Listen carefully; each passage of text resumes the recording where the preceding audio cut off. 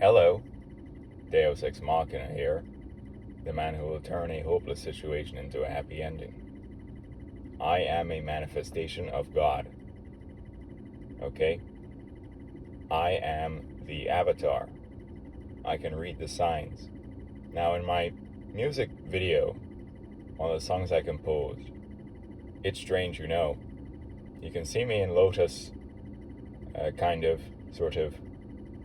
with my back and sort of upper body bent towards my legs. Alright? And my head is down, and so you can see my back. Now, on my back, there is a scar. Ironically, alright, in the animated series, Avatar The Last Airbender, alright, Aang has a scar on his back. And then that scar, when he's fighting Ozai, he, of course, he hits. Ozai is winning, and then he actually that scar on his back hits a rock. All right, a rock that sort of touches the scar on his back. All right, and then his avatar state gets activated, and then he goes all crazy on Ozai, and then, like, instead of killing Ozai, takes away his bending, and brings balance instead of all of the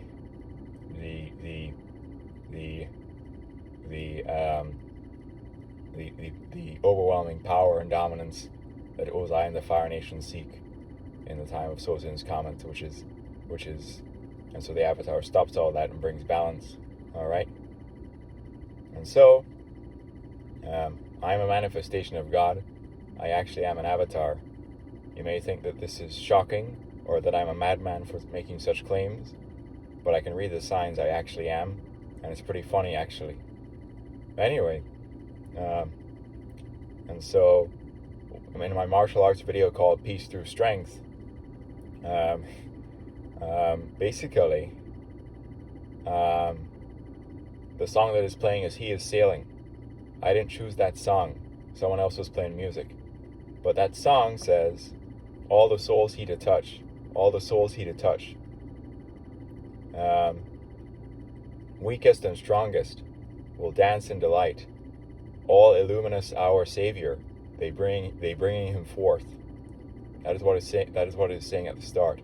That song is talking about the coming of a king, or the coming of a savior. I did not even choose that song. Some other people were playing the music. All right, then it's saying, our true kingdom come. All right. Anyway, and so, how in the hell am I a manifestation of God? Firstly, if you look at my videos, I can kind of do everything. You can watch me playing Clair de Lune as if I'm Debussy himself, or basically, like one of the past avatars was Debussy, and so then I'm Debussy. You can watch me doing martial arts in Peace Through Strength, and you can watch me reach maximum extension my flying kick with my non-kicking leg tucked up high. All right, that freeze frame is pretty epic. All right, my martial arts.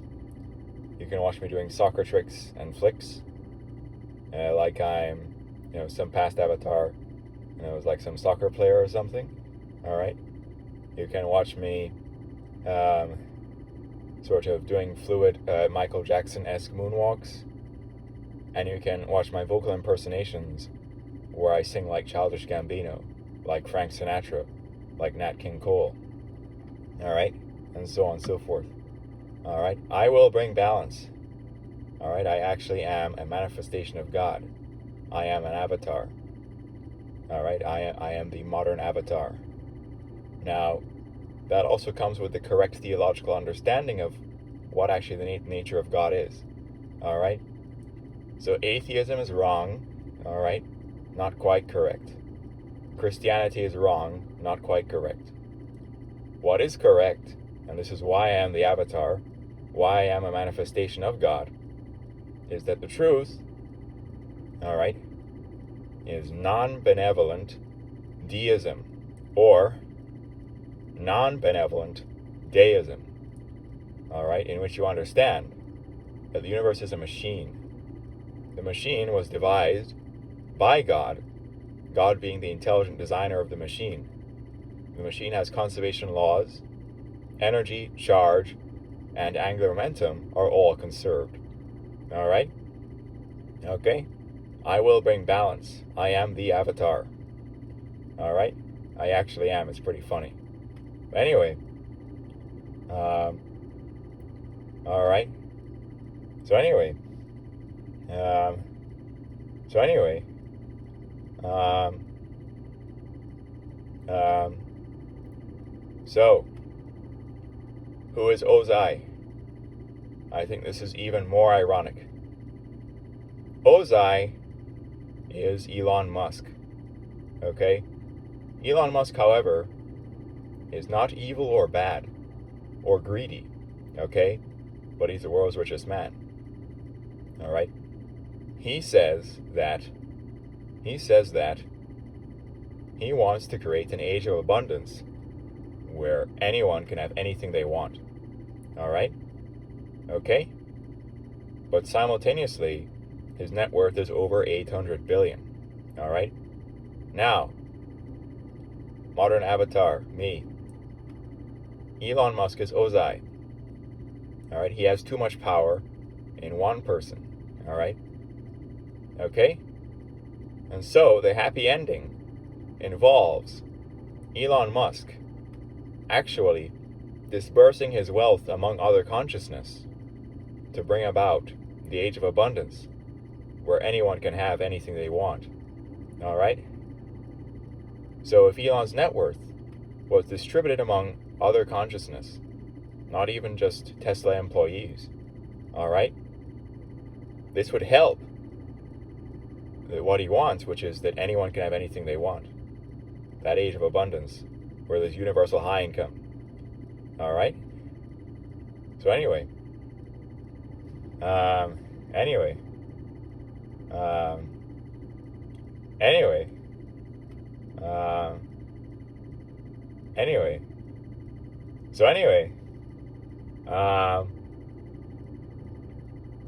anyway, so anyway, now let's get into the correct theology again of non-benevolent deism or non-benevolent deism. All right? So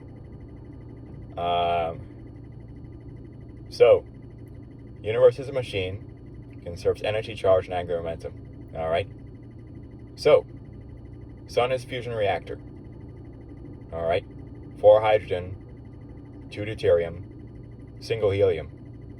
Helium is less massive than the 4 hydrogen. The mass defect is converted to energy by E is equal to mc squared. Energy is energy reaches the Earth, form of heat, form of electromagnetic radiation, which is light, visible light, ultraviolet radiation, which could be damaging to the skin. All right? Now, energy forms on the Earth are because of the sun. All right? The wind currents are because of the sun. The sun heats up the atmosphere unevenly. Land faster than the sea. All right? During the days. All right? Fluid flow will be from hot air to cold air, high energy air to low energy air. All right? Earth is also rotating. But anyway, and then there's also the mountains and the valleys that could contribute to fluid flows, and so on. And basically, there's also, the equator will be hotter than the poles. There's also going to be some temperature difference there that can, contribute to fluid flow or wind. All right? Now, wind turbines, optimized blades with optimized curvature, harness that kinetic energy in the air to rotational energy, spin a dynamo, electrical energy, store the electrical energy in batteries. Could even be Tesla Megapack batteries, which are pretty well designed. All right? Now, so on and so forth. All right? So, Um, anyway. Anyway. Um, anyway. Um, anyway. So yeah. And then there's, of course, the photoelectric effect, solar energy, sort of with of course sort of solar panels. Sunlight impinges solar panels because of photoelectric effect. The electrons start moving. You can store that energy in Tesla megapacks, or use it immediately, and so on. Anyway, and then also energy conservation is pretty interesting when examining trees that are fruit-producing trees. All right, so when a tree is growing, starts sprouting its first leaves, immediately the sun's energy, all right, the light is going to impinge the chlorophyll-infused leaves as a necessary component for the photosynthesis to occur. All right, and then basically that is producing starch. The starch is going to initially build out the bark structure of the tree. When the tree is mature enough and fruit producing, that starch is then going to fatten out the fruits in the form of fructose or sucrose. All right, the fructose and sucrose in fruits on trees is chemical potential energy. Where does that chemical potential energy come from? All right, fundamentally, all energy forms on the earth are because of the sun. And so light from the sun is a necessary ingredient for there to be chemical potential energy in the fruits of the trees.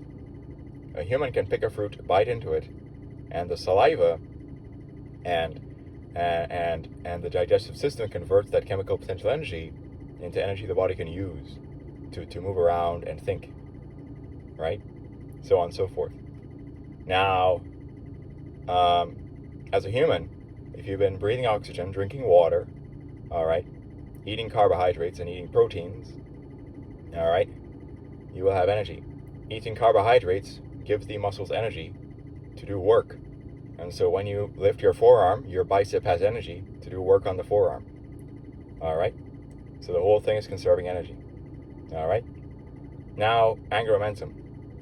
4.54 billion years ago, estimated age of the Earth. All right, so there's a sun, there's a cloud of gas and dust, non-uniform density. In the dense region, right? In the dense region. Basically, in the dense region,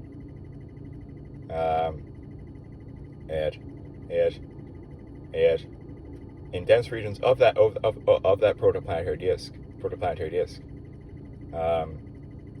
they collapse into planets. Now the gas and dust near to the sun is going faster than that further away, and so that net angular momentum must be conserved upon collapse into the planet Earth. And so basically the whole planet Earth has been spinning towards the east from 4.54 billion years ago because of angular momentum conservation. Now humans, right, they have this whole theory as the origin of life. All right, single cellular to multicellular, this, that, and the other. Dinosaurs, asteroid impact, kills dinosaurs, but there's still life remaining on the planet Earth. And then sort of iterations of evolution and mutation from ape-like things to the current bipedal human, and so on. But anyway, now, apparently, of course, there's fossil evidence and evidence of dinosaurs and so on, which is nuts. But anyway,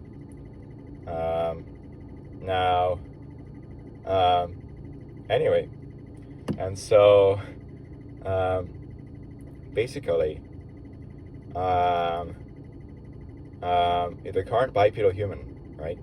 If she's a figure skater and she's spinning around on the ice, and her leg is outstretched and she's like kind of bent over, and her mass is distributed away from the center of rotation, which is a skate on the ice, her moment of inertia is high. If she's going to reduce her moment of inertia by bringing her mass towards the center, towards the skate that is on the ice, reduction of moment of inertia must therefore increase angular velocity. And so she'll start spinning faster without even applying a torque to make her start spin faster, right? Anyway, and so basically that's that. Now, angular momentum conservation, you could also apply it to a stripper spinning around a pole. All right. When she is sort of her mass is far from the pole, she could spin slow. When she brings her mass towards the pole, she spins faster. Anyway, also, as in the shorts section of the channel, there's a quadcopter. All right. This is one of the first shorts on the channel. Quadcopters have two propellers going clockwise, diagonally opposite propellers. Two propellers going counterclockwise, also diagonally opposite. Increase the clockwise rotation speed, decrease the counterclockwise rotation speed, so that it's not going to go higher or lower as it's hovering. You're adding a clockwise torque to a system, and so that means that the initial zero angular momentum system, right, it must remain zero. And so if you're applying a clockwise torque to the system, then the whole quadcopter is going to spin on point counterclockwise to maintain zero angular momentum. And so you're seeing a quadcopter yaw on point, it's angular momentum conservation. All right. Anyway, and so, and then now, so I've addressed energy, I've addressed angular momentum, and then there's charge. From law of conservation of charge, you can get equations that work for capacitors and circuits and so on. All right. And so non-benevolent deism, the universe is a machine, an intelligent designer or God designed the conservation laws of the machine. All right. You cannot pray or talk to said God, and said God is not necessarily benevolent because of the following: the breadth of the human experience, the suffering that exists, evolution, mutation, and natural selection, the strong and the weak, the man being wheeled around in the wheelchair with a rag in his mouth, disabled. If you were that man's subjective experience, would you think that any benevolent God or entity is blessing your life? You would not. And so the evolutionarily lucky, on the good end of evolution, have an illusion that a good God is blessing their life, but they are simply lucky. Then there are the weak, and there are the unlucky, and so on. Anyway, and so on. Now, here's the truth about prayer. It was an evolution in relation to human goal-oriented behavior that we constructed a God delusion. As goal-oriented agents, we decided to pray to something, and then take outward action to manifest what was prayed for. If what was prayed for becomes manifest, then the brain will have a confirmation bias to confirm the God delusion that something benevolent heard the prayer. And that has been going on for a while. Okay? And so on.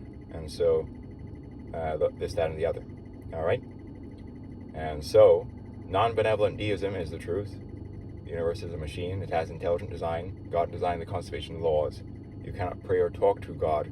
God is not necessarily benevolent. Evolution, mutation, and natural selection has continued to iterate for generations. All right? There are the evolutionarily strong, the weak, the lucky, and the unlucky. All right? Anyway, so on and so forth. All right? Anyway.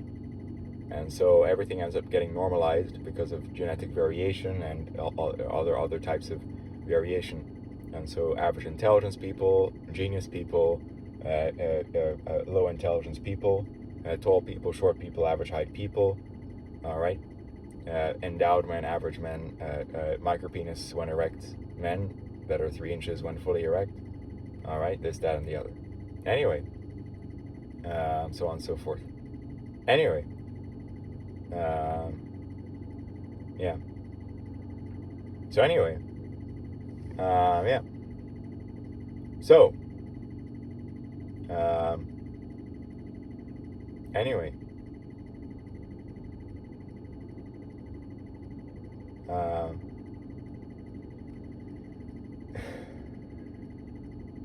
anyway,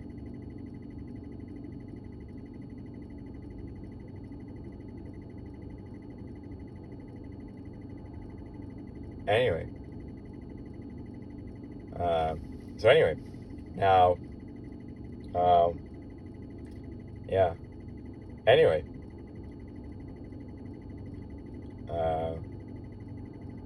anyway, Yeah. So,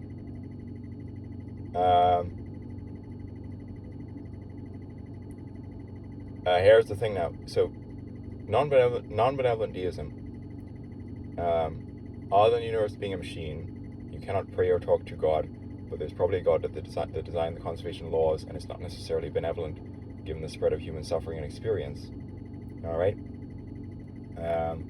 Further, the machine is ironic, and so basically, here's how the machine is ironic.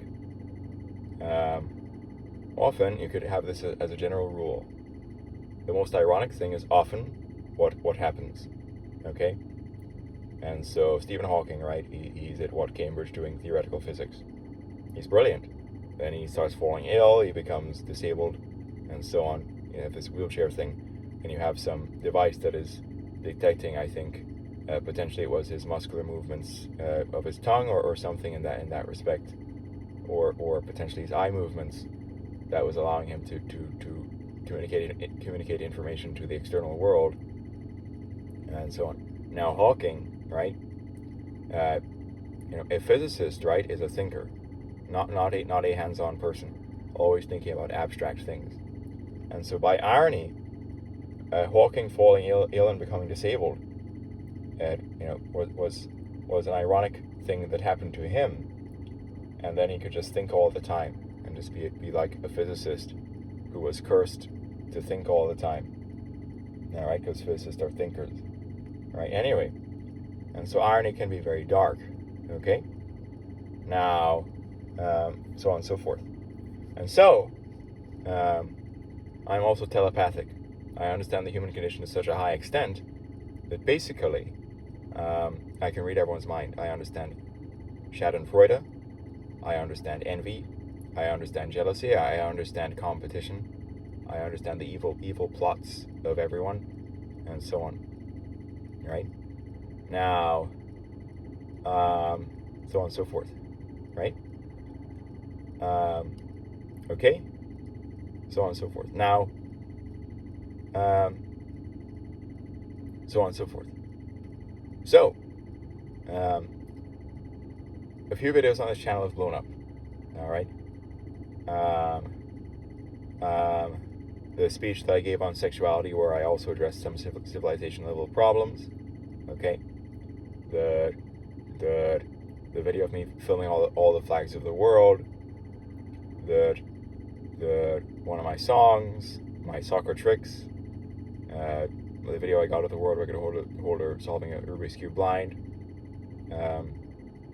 And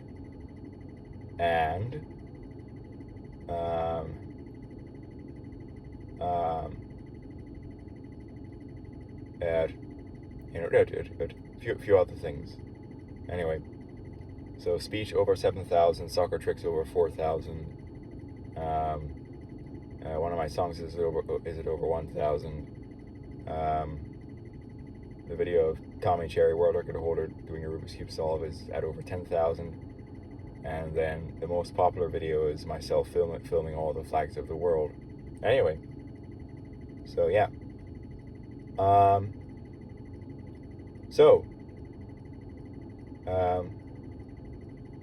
In the speech on sexuality, I talked about my peak erect size, right? And so, by non-benevolent deism, by the machinations of the machine, by irony, all right, what happened, the next time I had sex after I made that speech was the following. It was over Christmas. I caught a very bad flu-like virus coming along with a very high fever.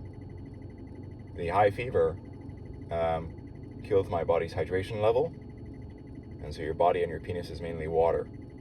It also killed my sperm count. All right, the virus in general killed my energy level and my libido. When a male human is ill with a high fever and flu-like virus, they're going to have erectile dysfunction. All right? And so, all right, I got very fit, right? I improved my leg strength, my core strength, my cardio strength, my pelvic floor strength. I took standing pictures standing up at my peak potent size. There's even a standing picture to scale with Brake himself, where based on distance from back of neck to nose, making head size equivalent, and width of our thighs, I look to be comparable to Brake, slightly less, all right? But then what happens is I get really sick, all right? And so I'm on a tight schedule. I'm only going to be in the area where this woman is that I want to see for a limited time. She's on a tight schedule as well as to when she's going to be in town. And so over Christmas, I'm sick. And so basically, we arranged to see each other. And when we do so, I am still under the weather. By irony, my body being in a weak, sick state with a really high fever and a virus, all right? The sex that we had, I had horrible erectile dysfunction. This is non-benevolent deism. The machine makes the most ironic thing happen every single time. All right? So I made the speech. The speech is popular now. I talk about my peak erect size. I have a standing picture where I'm pretty close to Julio or Brake himself. Then I get horribly sick, and I have horrible erectile dysfunction. And so in that intercourse, right, I am potentially, throughout the bulk of it, I was limp, weak, and often 6 inches or even less. All right? In a real picture taken before I got sick, all right, I look pretty close to Brake himself. Anyway, so on and so forth. Anyway, and so on and so forth. Anyway, all right, and so that's the machine for you. The machine is ironic. All right. Now, all the people in the world would use that experience to laugh at me, use that experience as evidence to say I'm weak, that I have erectile dysfunction, that I'm a zero. All right? All the people in the world. Okay? All right? But, all right, it happened for a reason. The reason is the following. All right? Although I'm not a Christian, although I'm a non-benevolent deist who is the avatar, who will turn a hopeless situation into a happy ending. All right? Christian moral principles are profound and have led to the building of a very strong American civilization. One of the Christian moral principles, all right,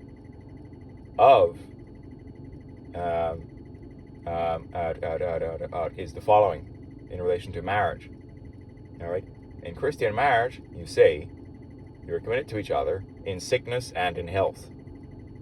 So here's what that means. All right, you're deciding to be committed to a person in times of sickness and in health, for rich or for poor, and for better or for worse. All right, you're staying with that person, given the ups and downs in financial situation, given the ups and downs in health, and so on and so forth. All right? And so potent me is pretty darn close to Brake based on that skilled picture. All right? Fever-stricken virus me is woefully weak with horrible erectile dysfunction. All right, it takes a male human maybe 1 to 2 weeks to fully recover from a bad fever and virus. All right? So, all right? And so that taught me the following. It humbled me because the machine also humbles people. All right? It allows people to rise and fall in time, and things happen for a reason. All right? All right? And so the reason is I'm now saying this. All right? All right? So Christian moral structure is actually profound. All right? Anyway, all right? And so basically, all right? So, all right? So anyway, so,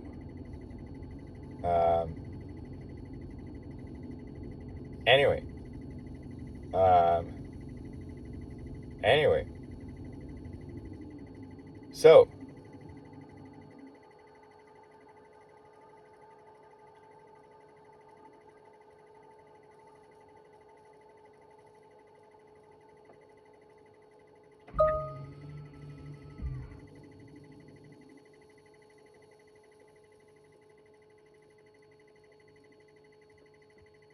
all right, so,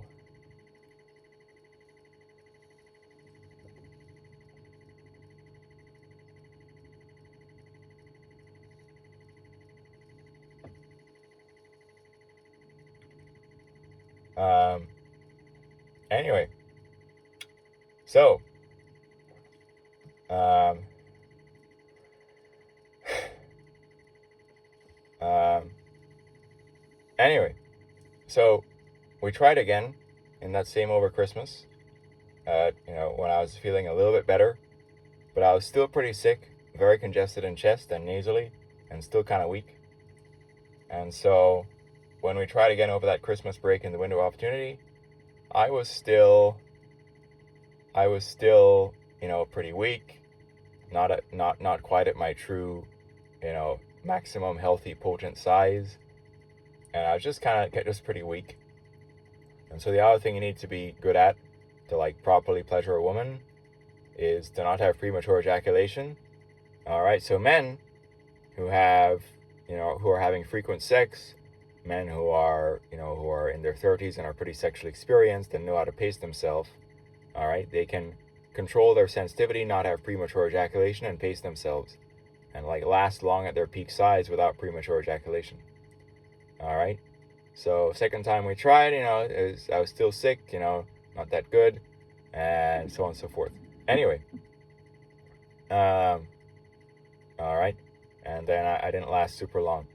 So previous time in health, all right, when I was potent and healthy, all right, in fact, the very first time I had sex with this woman, after we're done, we're sitting on the couch, and I asked her the following: how many times did you orgasm? Her consciousness said the following: I don't know, like 4 times, and my legs were shaking. Twice on the floor, twice on the couch. All right. And in past time, when potent, there was some blood due to a tear, and so she said that her vagina gets tighter as it gets deeper, and so she said that with men that are more endowed, then this could happen with her. She was 5'9" or 5'10", 160 pounds, very large backside, white Norwegian, and so I suppose that I was surprised she was also 11 years older than me, right? And so, and sexually experienced, and so that my size caused blood was interesting. But anyway, not period blood, not losing her virginity. But anyway, so on and so forth. Anyway, so on and so forth. Anyway, so here's the parameterization of me as a grower. All right, so everything is exaggerated. Heights are exaggerated. Porn industry exaggerates penis size. All right, and so basically, no shoes, no hair on top of my head. I'm 6'3.5 inches. Flaccid, warm and hydrated, I will be between 5 and 5.5 inches. Okay? Flaccid and freezing, or dehydrated, or my flaccid is getting more constricted because of exertion of some kind, I could be 4 inches. Right? So, normal, warm, relaxed, flaccid when hydrated, between 5 and 5.5 inches. Flaccid when freezing, dehydrated, or if it's constricted because of some form of exertion, 4 inches. Peak erect, bone pressed erect length, meaning pressed to the bone from the top, at least 8.5 inches. Shaft girth, over 6 inches, slightly wider than tall. Glans girth or head girth, approaching 7 inches or about 7 inches, thicker glans than shaft. All right, that's me. All right, bone pressed erect length is the metric for penis size because during maximal insertion, the male fat pad compresses to bone, and so the entire bone press is actually functional insertable length. All right, so and so the entire bone press is actually functional insertable length. Okay, so on and so forth. Now, given that that's my parameterization, there's a standing picture to scale where I look very close very close to break. A little bit less, slightly less. All right? So on and so forth. All right? So on and so forth. Anyway, now we're going to talk about pants bulges. All right? So they're going to be growers, they're going to be showers. All right? So depending on things, all right, if I put on underwear and I fold up my flaccid, which is 5 to 5.5 inches usually in underwear, and I put on pants, all right, there may not necessarily be that much of a bulge. All right, I don't desire to show a bulge. All right, however, you know, if I stand a certain way, all right, my 5 to 5.5 inch flaccid will definitely be visible as a bulge in my pants, only if I stand a certain way. But if it's freezing and the flaccid constricts to 4 inches, all right, then there's less of a bulge. All right. Anyway. So anyway. So anyway, and so on and so forth. Anyway, Usain Bolt is 6'5" or something. I'm not sure if that's barefoot. And he's the world's fastest man. When he's in tight sprinting pants, he does not appear to have much of a bulge, right? You know, when he's about to start a race. He's a 6'5" black male who's very fit. In his tight sprinting pants, you don't see much of a bulge. All right. Anyway, he could be endowed in a grower like myself. Anyway, and so here's also why I'm a manifestation of God. I'm not the largest penis on the planet Earth. All right. But the whole point is that it's all gotten very stupid. Everything's retarded. All right. The point is not to be the best or the biggest dick, biggest ass, biggest boobs. All right. It's all gone to hell. Relationship compatibility is fundamentally based on emotional and intellectual connection. All right. And so basically, all right. Basically, all right. You have all that compatibility that needs to be good. All right. So on and so forth. Anyway. Anyway. So yeah. So further, here's the following truth. All right. Male penis size is going to vary. All right. Female vagina size is going to vary. All right. And so, here's the following truth. All right. I'm not just a white man with a tan. I can read everyone's mind. All right. There's consciousness that say, oh, he's white. He just has a tan. He's a hand. He's not an arm. They make all those assumptions because I'm telepathic. Right. And so I'm not white with a tan. I'm a hybrid. I'm kind of a light skin. I'm mixed with both black and white genetics. My nose is thick and my lips are thick. That's from my black genetics. My complexion is a golden brown. A fully white person doesn't become golden brown over the course of their life, even with sun exposure. All right, that's because I have black genetics. In some of my videos, if you inspect my hair texture and facial features and complexion, you can see that I'm a light-skinned black male, or I'm mixed with black and white. All right. Anyway, so the life history theory states that in sub-Saharan Africa, with higher pathogen exposure and mortality, all right, there was selective pressure for males with high testosterone and females with higher fertility, or estradiol. Males with high testosterone, all right, will be more endowed. Females with higher fertility, or estradiol, will have larger breasts and backside. All right, so it was a fast strategy. There was high mortality, high pathogen exposure in sub-Saharan Africa.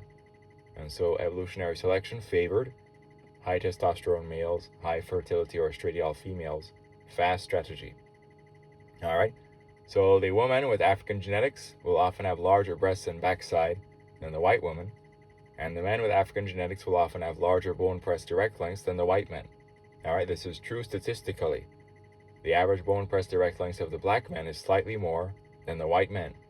All right. This being said, all right, The world record holder for male penis size is not a black man. He's a white British man going by the name of Matt Barr. All right. So, genetics and testosterone exposure during fetal development. All right. Can lead to very endowed white men. All right. So I am a light-skinned man. All right, who's pretty big, pretty endowed, but not the largest you could find if you were only looking for size. All right. Anyway, but the whole point is, being the largest is stupid. People should find who they're evolutionarily meant for. All right. So just like how male penis size is going to vary, female vaginal accommodation is also going to vary. When a woman gets aroused, her vagina gets deeper. Where the cervix is inside the vagina gets deeper. For some women, they're going to peak out at a cervical depth of 6 inches. For other women, they're going to peak out at a cervical depth of 8 inches. Right? And so, basically,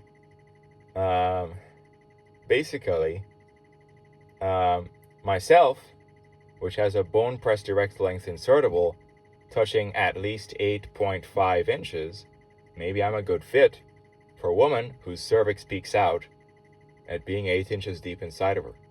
A man who is not as endowed as me, maybe he's a good fit for a woman whose cervix peaks out at being 6 inches deep inside of her. All right? Anyway, so on and so forth. All right? Now, you also have, good matches for each other. So let's say there's some white woman who is flat as a board, no breasts, no backside really. And there's a white man who's not that tall, not that muscular, kind of skinny, and not very endowed, kind of like, small or